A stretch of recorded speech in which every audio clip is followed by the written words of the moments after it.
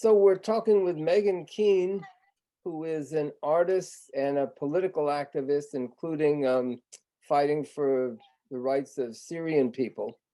Um, and Meghan is also has long-term COVID, and she's done a lot of study on this issue and related issues. And so we'd like to get her thoughts and her knowledge about that today. So how are you doing today, Meghan? Hey, John, thanks for having me. I'm doing all right. Yourself? Uh, Still here.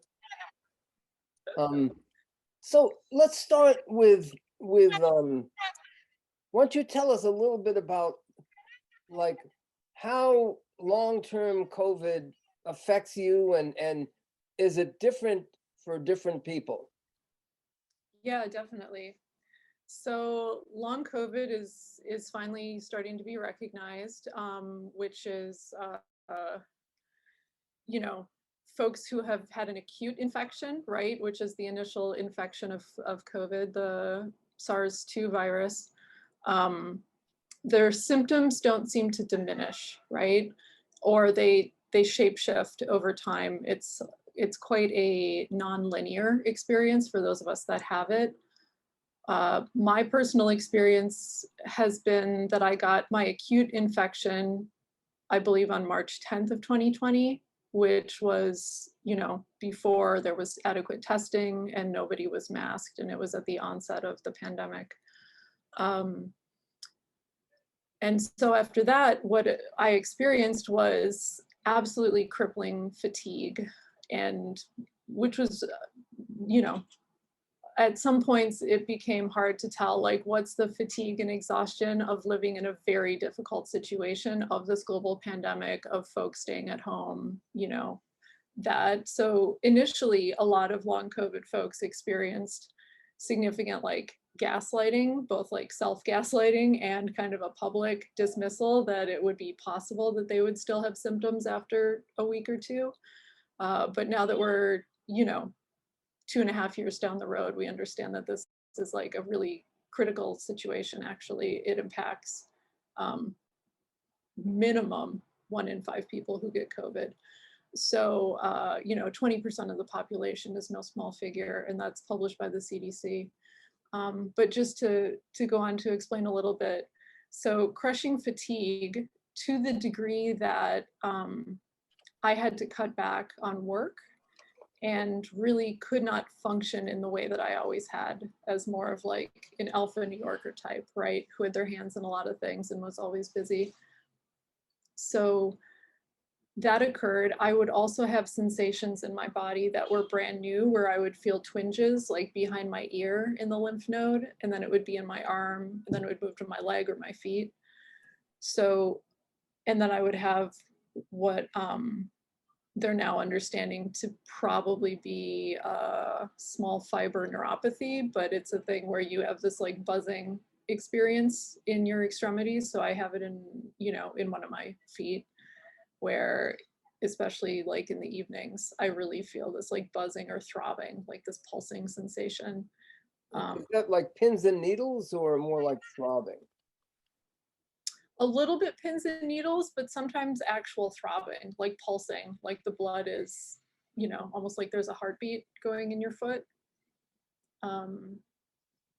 So, it's a complex post-viral condition. It's actually, part of why this conversation is so important is to urge people to learn lessons from history, right? Where if folks paid attention to the people who got SARS-1, this was actually a really common occurrence after SARS-1.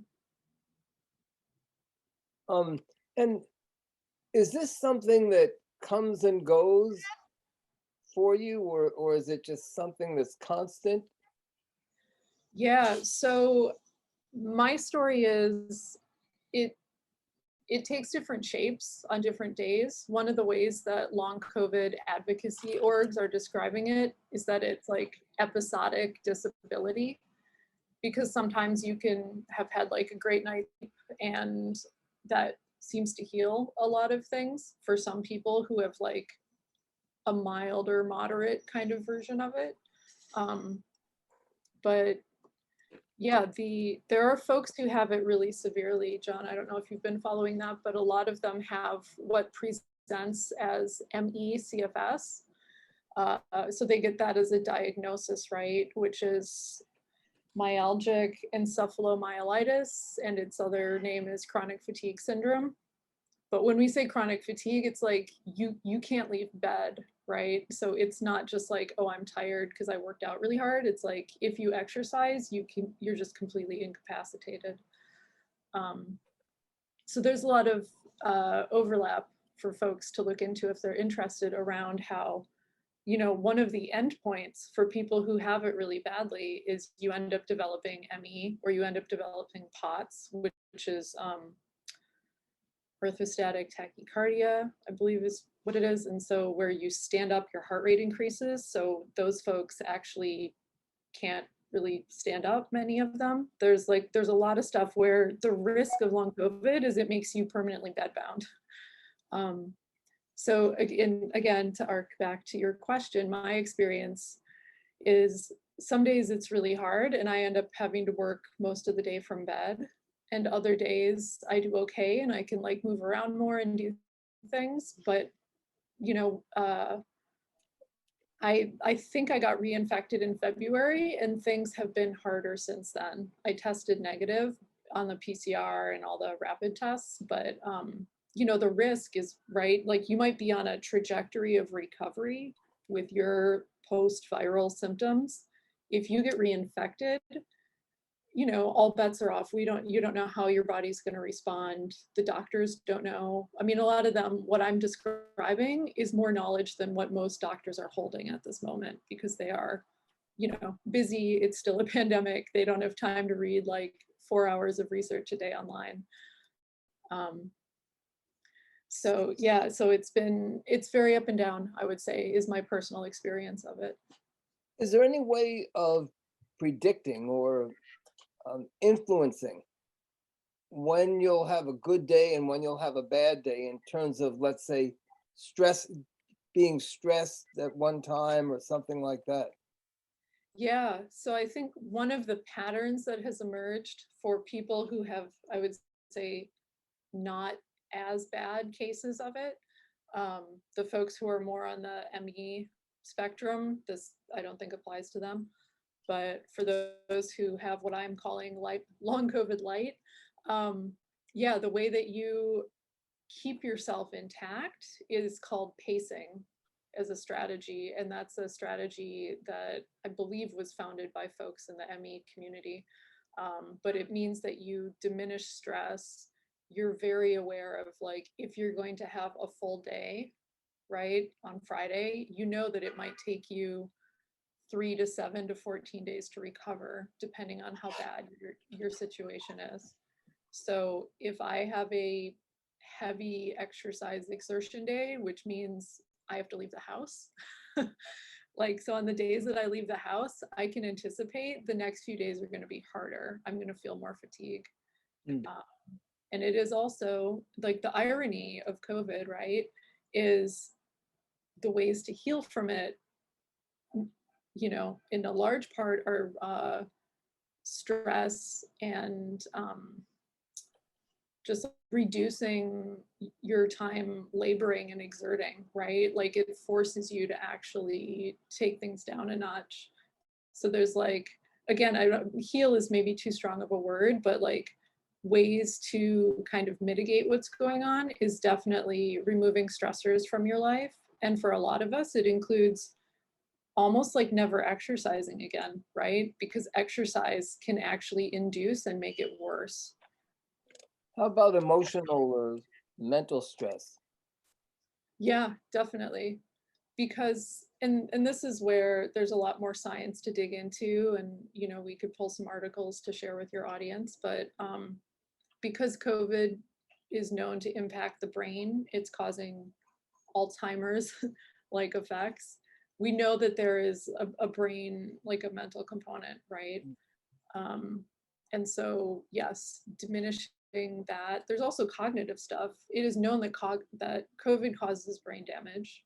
it causes a cognitive decline. Depending on each person, it's different, right?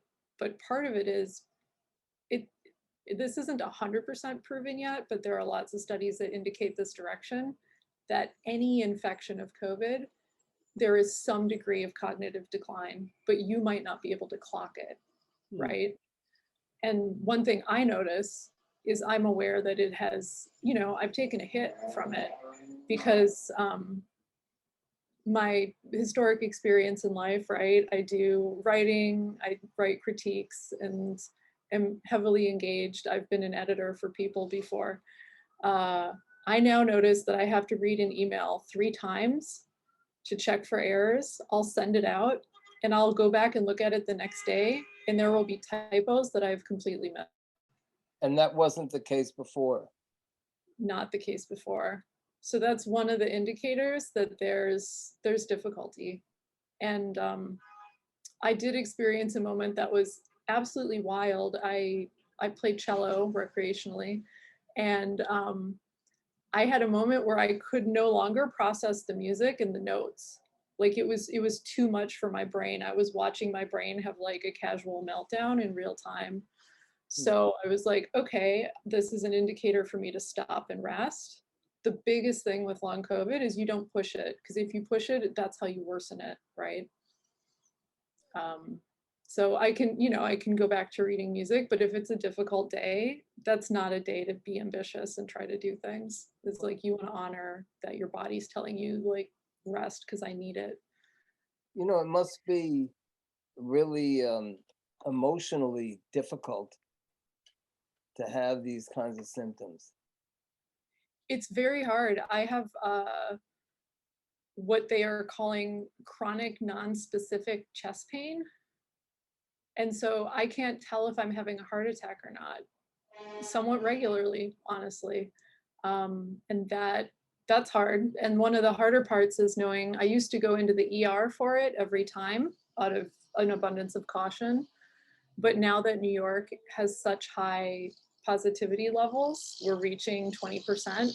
And that's, bear in mind, right? It's like they've closed down a huge swaths of our testing abilities. So we know that if we're actually getting 20% numbers, it means the real numbers are like through the roof.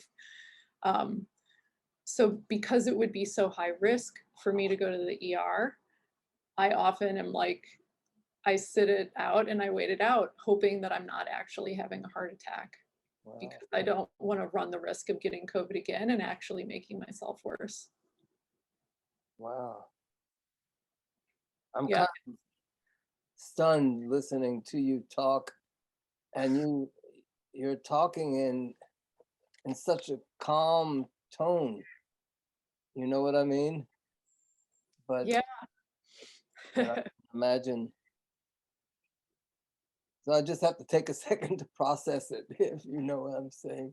Yeah, I would say the other element that is discussed a fair amount, if you look into it, is the way in which anxiety comes in, right? Because all of a sudden your body is behaving in ways that are like being an immunocompromised person. And honestly, that is quite a fair description of it, right? Where you're both immunocompromised and your immune system is fighting itself. Right. It's important to mention that, one way that we should be thinking about COVID is that it's airborne HIV, because there are now multiple articles published that are proving that your T cells, right, like one of the dominant features of HIV, just at a very broad level of understanding, is like, yeah, you get it, it's bad for you because it hurts your T cells, which are the fighter cells, and then they can't fight off incoming disease. And so people don't usually die of HIV or AIDS from the AIDS, they die of the opportunistic disease that comes in that they can't fight off. Mm-hmm. And that is what they're discovering is I believe it's the CD4 T cell in COVID, long COVID folks, is coming in lower consistently than folks who have AIDS. And then the CD8 is like on par. And I think I have that right. It's possible I flipped them, but generally speaking, that's the idea. So is there any way to tell who is at greater risk of getting long COVID and who is at less risk of people that get COVID at all? Yeah, so I'd say broad strokes, the people who are at higher risk are folks who are older and folks who have pre-existing health conditions. Broad strokes. But the other element that they're starting to see is you may also be more likely to get it if you're in very good shape or you're an athlete, because your immune system is so, these are not scientific terms I'm about to say, but like hyperstimulated, like your immune system's really firing, so that when COVID comes in, it is more likely to cause the problematic cytokine storm because it overcompensates, right? And so then it puts you in a situation where your body's like really fighting itself. That's why you are seeing so many sports people, so many athletes having to bow out, and many of them, there's definitely, somewhat regular news reports of people dying, of athletes dying because this is hitting them hard.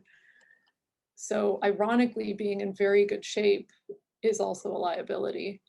But to be clear, part of this like airborne AIDS analogy is to clarify for people that we're still new in this. We're 2.5 years in. We actually don't know that everyone has long COVID, right? It's just a question of when and how it presents itself.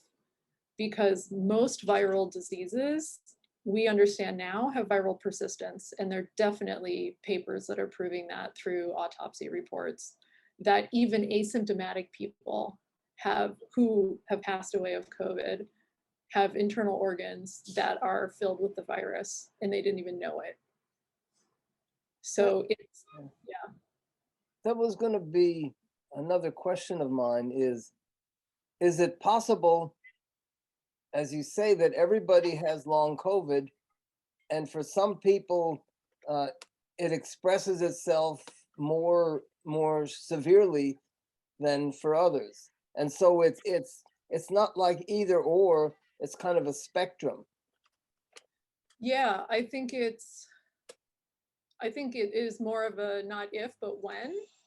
I would just want to clarify, that is not like the official understanding, but that is a very commonly held supposition amongst folks in the long COVID communities online, just because of what we know about other viruses, right? That like HPV, you get it, you don't have any acute information that you've even gotten it usually, right? It's a surprise to most folks when they get diagnosed. You usually find out because it's starting to give you cancer.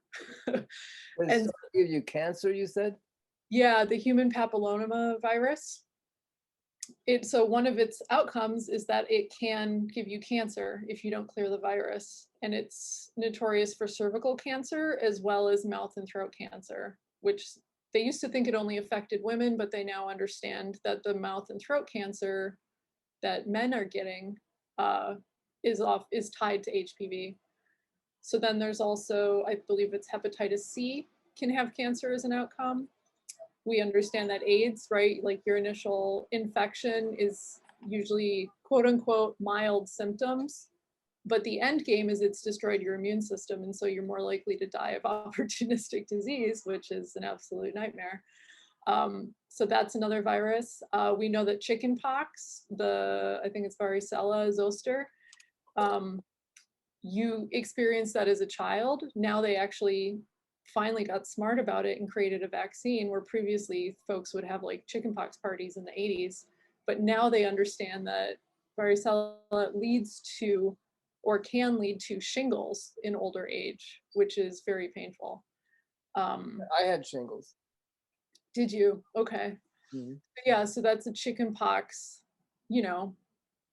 Jack in the Box surprise gift, right? That it gives folks. And we are early in our CoV-SARS-2 journey, and so we have no idea what the Jack in the Box is. So the long COVID community feels, I'd say generally very strongly, that any unmasking is absolutely wild and massively disrespectful to disabled and vulnerable folks generally. But it is a confidence in our understanding at present that science doesn't bear out that confidence, to be candid, right? We should all be having our faces covered and protecting our internal organs, because this, if I can, I know you're here to ask questions. I want to jump into this though, because this is really related. Just imagine, right? So if like 70% of the globe has gotten COVID, and if everyone who gets it to some degree has down-regulated immune system, right? Meaning T cells take a hit and other things. This is part of why I think we're seeing monkeypox right now, is because the planet has never had 70% of human mammals with down-regulated immune systems. So we are actually starting to see and live into the problem of opportunistic disease expanding. And you believe that that's what the rise of monkeypox is related to, is weakened immune system? I think it's probably a combination of things. They're still looking into it, but it is heavily mutated, that's for sure. The West has not been paying attention to, the rise in infectious diseases in Africa generally.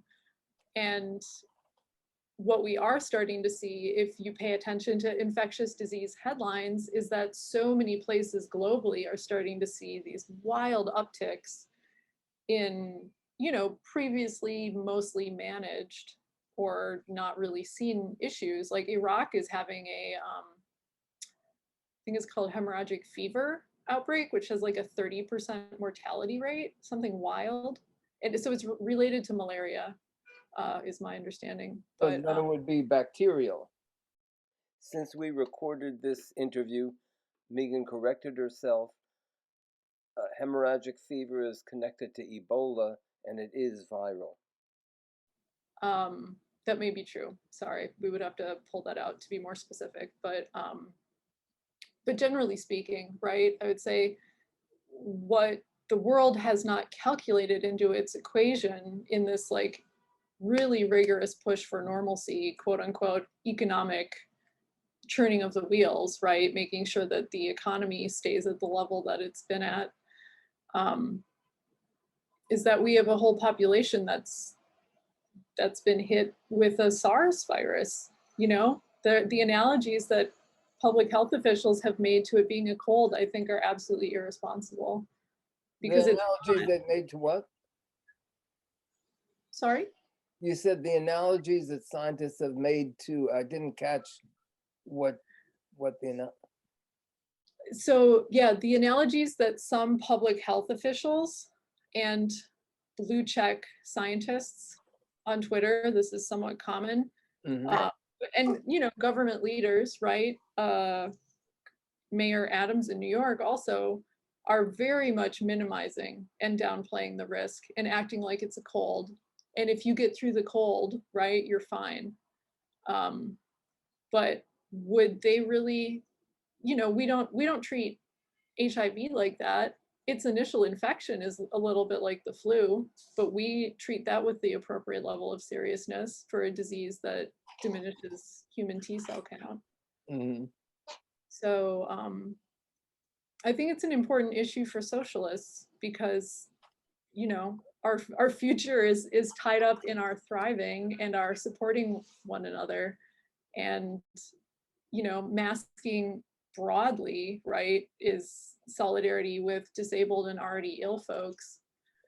But right now it's also like we need to be masking in very high quality masks in order to protect our own lives as well. I want to get to that issue of what, as you say, an issue for socialists in a second. But one other question I wanted to ask is there any indication that being vaccinated helps protect from long COVID? The studies that are out right now show that it does not confer the profound protection that was hoped. It gives you a 15% bump. 15%. 15%. But that's it. And so against long COVID. that's right. And, So and even that, if it's true that long COVID is not just either or, then what that could mean is it would tend to diminish the consequences of long COVID, not whether you get it or not. that may be true. Again, it's a strange virus that and dangerous. I want to emphasize, the whole reason I'm happy to talk to you today is because this is a dangerous virus, because it is Russian roulette with our lives. We don't know. People who get it the first time have been absolutely devastated by it. And this is both from, early 2020 to sometime last year during Delta, to folks who have gotten it this year. We don't know. None of us know how our bodies are going to react. There are some people who have had what appears to be a full recovery, but they're in a minority, frankly. You say they're in a minority, but well, how do you, what makes you say that? Sure. So I'm in a lot of long COVID, let's say, support groups, chats on Twitter. That's really the space where folks with long COVID are hanging out. There is stuff on Facebook as well. I'm less familiar with that. But folks kind of regularly shout out to the community like, hey, long COVID pals, like, have any of you recovered from this? Like, I need some hope, right? From long COVID you're talking about. Yeah. About people that just get COVID itself. Right. Not the like casual initial infection, which PS, again, to reiterate, not casual for everybody. Some folks are lucky that it doesn't express strongly. Other folks are killed by it. So that's clearly a spectrum. But Right. yeah, this is reaching out to people who have been in the long COVID community with persistent symptoms. And the question is, guys, have any of you recovered? Like, I need something to hold on to. Is there hope? And, there's like 2 to 3 people that have claimed that they have recovered and they're back and they're able to exercise and they're able to walk around. And so there's this community space on there where people share, what are they doing? What supplements are they taking? What meds are they taking? And what's working for them? But it's very clear every single person is very specific. There is not one single silver bullet for this. Mm. So to get to the question of socialism and zoonotic diseases, COVID in particular, we talked once before about the issue of habitat destruction and factory farming, which are simply products of capitalism itself. And you mentioned that there's outbreak of all kinds of new diseases in Africa, which incidentally, that is one of the real hotspots for both of those, for habitat destruction and factory or industrial farming, which we should also include industrial agriculture, like these huge plantations of, in particular of palm, for palm oil. And that often brings domestic animals and also human animals into close contact with wild animals, in particular bats, that tend to have a huge number of viruses, but have a strong immune system. So then that leads to, as you say, some of these diseases have like 30% or higher mortality rate. So I think we really have to think about that issue. Yes, I agree. I agree with what you're saying. Just for clarification, the situation in Africa isn't maybe necessarily new, but it's an increased prevalence of previously more diminished, like monkeypox outbreaks were more frequent, let's say, right? Yeah, I think, there's layers to reasons why this is a socialist issue. This is a disability justice issue. This is, for our brothers, sisters, and non-binary family members who are disabled and chronically ill. Um, us showing up in ways that support them is absolutely essential, right, to being in right relationship in how we express our solidarity, which extends to, are we going to protests in masks, right? And so that's like an aspect. And to your point, yes, absolutely, the ecological component. This is a ecological justice issue as well, which dovetails into capitalism and the various imperialist capitalist abuses, both here and abroad. It's all very intertwined, right? All of these systems of harm and oppression and extraction are the are the source of the problem, including the situation we have now because of a neoliberal governing structure that's prioritizing money over human life. Mhm. Um, and we could dip our toe in the conversation of the role that, like, the evangelicals, Christians, like many of them are now embedded in the American government, and a lot of them are really happy if a lot of the population dies off. They believe in the rapture. So there's an element where that is in the mix, let's say, right?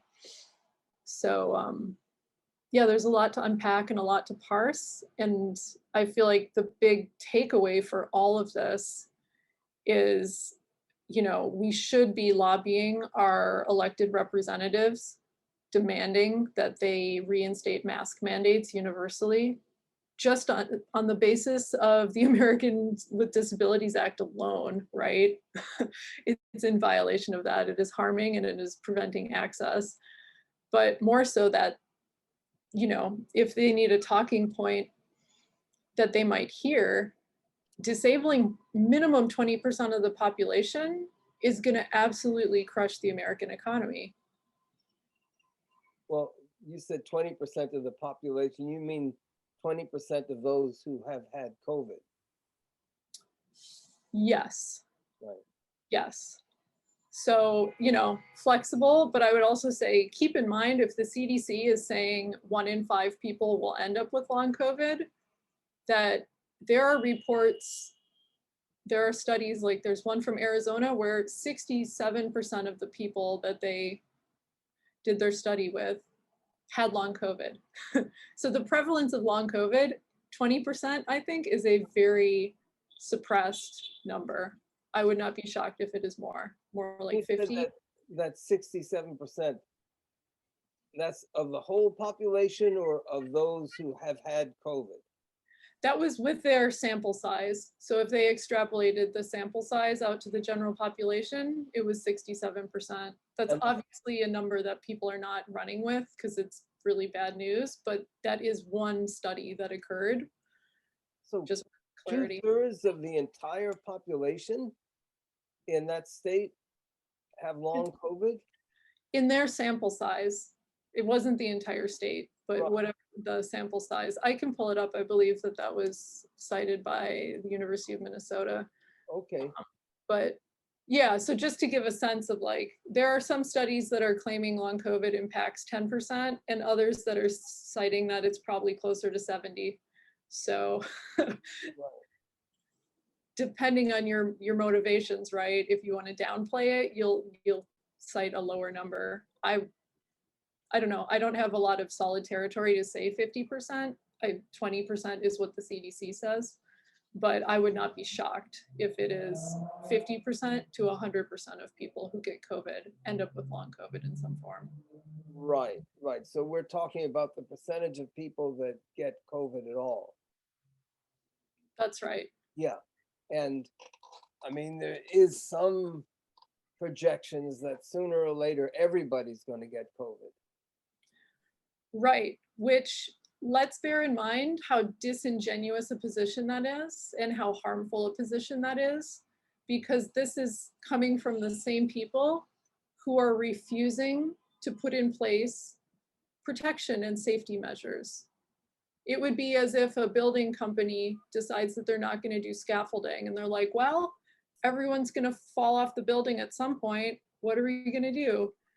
I mean, it's just why it's like, you know, oh, the tattoo parlor is no longer following OSHA regulations. We just reuse our needles. Sorry, like we can't really do anything about it. It's dishonest. It's completely dishonest to claim that they can't do anything to prevent everyone from getting COVID. All it takes is if everybody in the country wore an N95 mask, we could actually end the pandemic.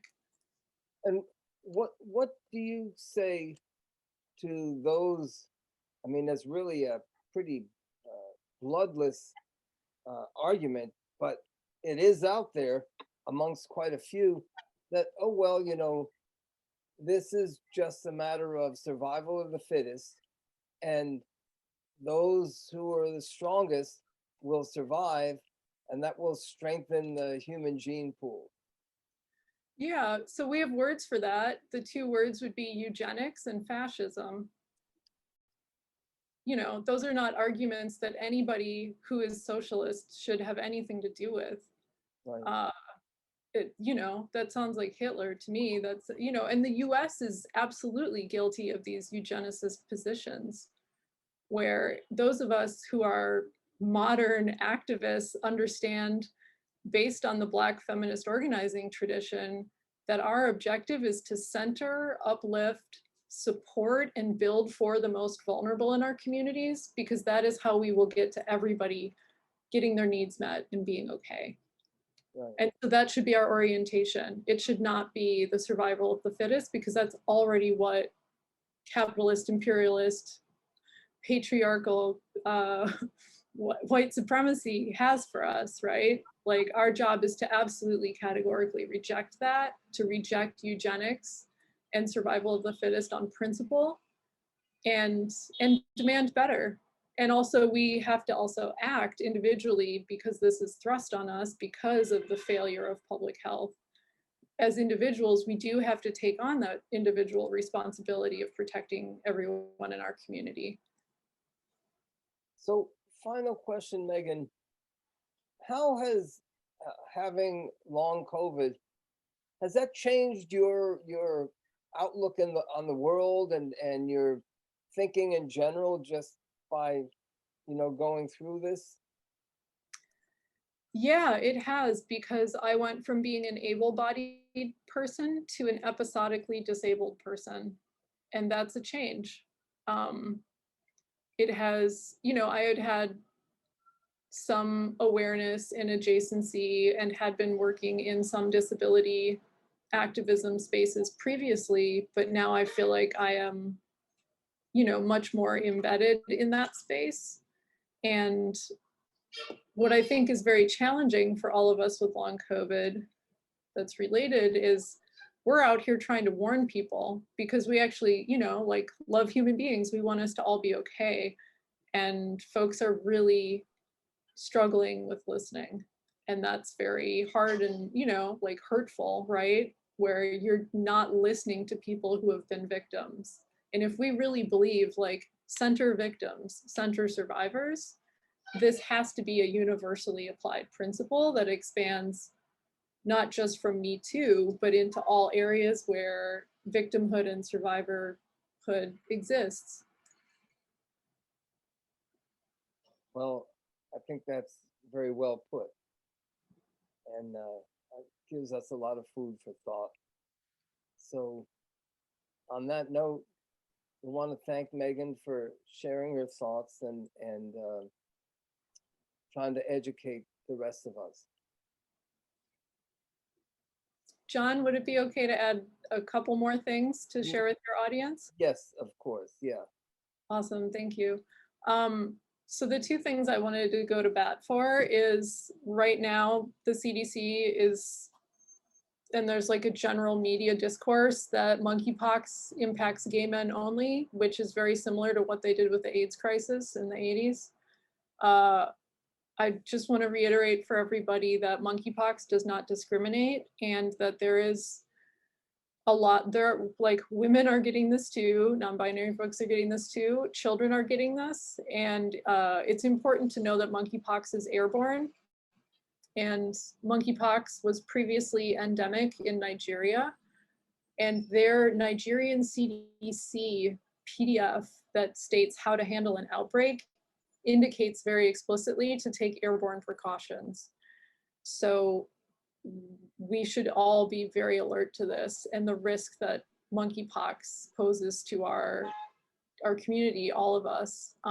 It's really going to change the game because it's so much more durable than COVID. You can get it from touching stuff at a grocery store, riding a bus, and airborne. So it is, I think, imperative that we be bothering leadership to put in place more precautions, because if this goes off the rails, this is really going to be bad for everybody. You know, we don't want Tell me that it actually has a fairly high mortality rate. It's 3 to 6%, which is higher than COVID. And keep in mind, those are numbers based on when no one on the planet had a downregulated immune system en masse. Now we have a downregulated immune system situation. So yeah, it's a risk. And children die from it more frequently, which is very scary because a lot of the young ones can't wear masks. And so parents honestly should be keeping their babies home and not bring, I mean, for COVID too, they should not be in any indoor situations right now. It's so rampant.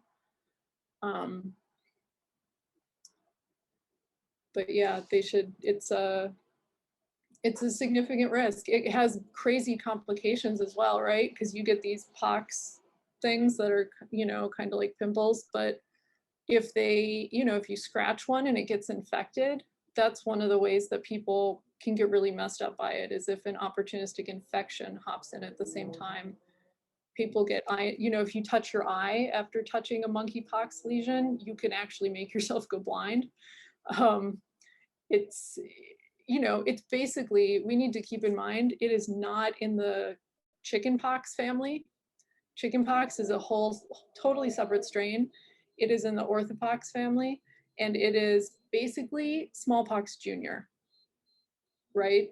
Which is the thing that we, bless us, we managed to eradicate, and now we're at risk of like basically kind of recreating it if we don't shut this down, if we don't like prevent it from getting out of hand. And right now I'm not seeing any movement from political leadership at any local or federal level that would indicate they're taking this seriously, except for vaccines, right? Which really dovetails very nicely into like their big pharma relationship.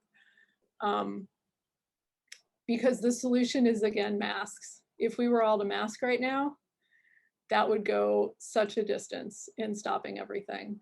And again, the other thing I wanted to add on, John, was to encourage people to really consider a mask upgrade, that even N95s are not protecting a lot of people because there's that 5% margin of error, right? Where if you get an N100 or a P100, which is a, you know, it's a reusable respirator when you get to the P100 level, but that's what most of us with long COVID are wearing out, because we will not take the risk to hurt ourselves further, even though the rest of the world is not protecting us. Is that when you say a reusable respirator, is that something where you have your own self-contained air supply, or? So what it is it's like, they have full face ones, but you can get a half one. So it's plastic, it's usually silicone combination that goes against your face, that's like kind of standard mask size, but on the side it has detachable respirator filters. Oh, yeah, I know what you mean. It's stuff that, like, as an artist, you use it in the spray painting booth, right? And, you know, folks who are out there doing lead, asbestos abatement, mold, like, this is what they're wearing because it is the highest quality lung protection you can buy. Right.